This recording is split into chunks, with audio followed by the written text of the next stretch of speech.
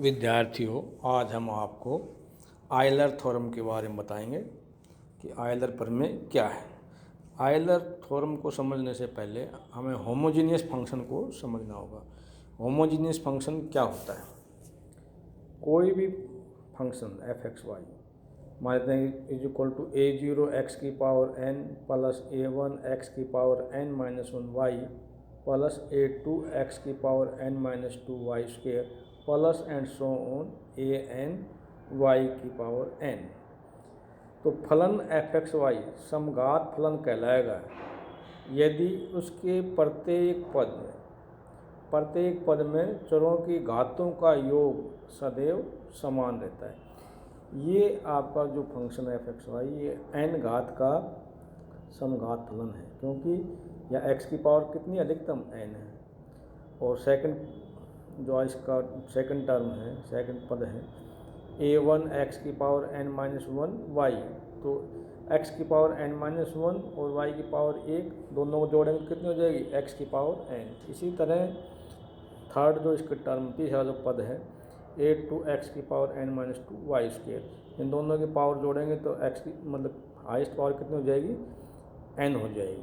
इसी तरह लास्ट में देखते हैं आप an y की पावर n, तो इसमें जो प्रत्येक पद है उसकी घात जो है समान है, सभी की घात n है।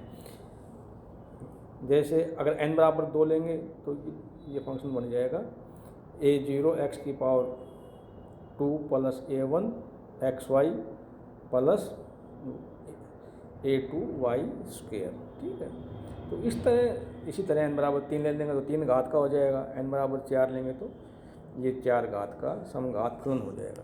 यानी प्रत्येक जो इसका टर्म है उसमें घातों का जो योग होगा वो एक जैसा होगा। इसको हम ऐसे लिख सकते हैं x की पावर n कॉमन निकाल लें तो F x Y equal to X की power n bracket a0 a1 y upon x plus a2, ये आप देख रहे हैं a2 y अपॉन x का square plus an y upon x की पावर n। ये आपके पास हो गया x की पावर n, और बाकी जो ब्रैकेट की जो चीज़ें हैं यहाँ से यहाँ तक इस सारी को आपने मान लिया फाई y अपॉन x। इसी फंक्शन में अगर आप y की पावर n कॉमन निकाल लेंगे तो इसको आप लिख सकते हैं F of X Y Y की power n a0 x upon Y की power n a1 x upon Y की power n minus 1 plus last में an। इसको आपने लिख दिया y की power n psi x upon Y. यानी फंक्शन ये तो आपको कुछ डिनोट कर सकते हैं, पर मेन जो चीज़ है जो हाईएस्ट पावर आप बाहर निकाल लेते हो उसके साथ जो y अपॉन एक्स या x अपॉन वाई फंक्शन के साथ लगा देते हैं। तो आयलर थ्योरम ये है, कई बार पूछा जाता है state and prove Euler theorem, तो उसमें आपको इसका स्टेटमेंट भी देना है, कथन भी कहना है और उसको सिद्ध भी करना है। जैसे f x y be a homogeneous function of x and y of degree n, then x del F by del x plus y del F by del Y is equal to n f. ठीक है, प्रमाण में आप देखेंगे कि जो आपका function है f x y is equal to, इसको लिख सकते हो आप एक्स की power n phi y upon x. X के सापेक्ष जब आप इसका आंशिक अवकलन करोगे तो del F by del x is equal to ये यू इंटू वी से होगा। पहले वाले का कर देते हैं तो n आगे आ जाएगा, x की पावर n माइनस 1 आ जाएगा, phi y upon x u का यूँ। अब पहला फंक्शन यू का यूँ, x की पावर n यू का यूँ। सेकेंड पार्ट का आपने किया phi dash Y upon x, phi का मान लेते हैं क्या है phi dash Y upon x, और वाई अपॉन एक्स करेंगे तो वाई कॉन्स्टेंट है, 1 अपॉन एक्स का क्या हो जाएगा माइनस 1 अपॉन एक्स। इसी तरह अगर आप इसका f का विद रिस्पेक्ट टू y करोगे तो del F by del Y is equal to X की power n phi dash Y upon x, और y अपॉन एक्स का करोगे तो y का एक हो जाएगा 1 अपॉन एक्स।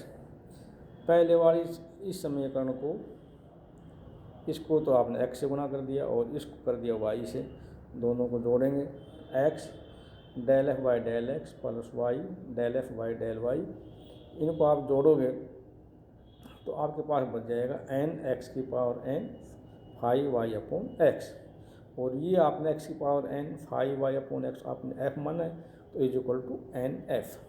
तो इनका कहने का मतलब ये है कि जो फंक्शन की जो अधिकतम घात है वो फंक्शन के साथ गुणा हो जाती है। X del f y del x plus y del f y del Y is equal to n f. F तो फंक्शन था ही, एन इसकी ये एन घात का था, तो इसलिए एन एफ होगा। अगर 2 घात का 2 एफ हो जाएगा, 3 घात का 3 एफ हो जाएगा। तो ये आपके आयलर थ्योरम है। आयलर ने बहुत से सवाल किए और ये देखा कि भाई जो हमने पिछले कैलकुलेशन की थी उसमें बहुत टाइम लगता था, तो सवाल को उस क्वेश्चन को शॉर्ट में आप ऐसे इसको सॉल्व कर सकते हैं।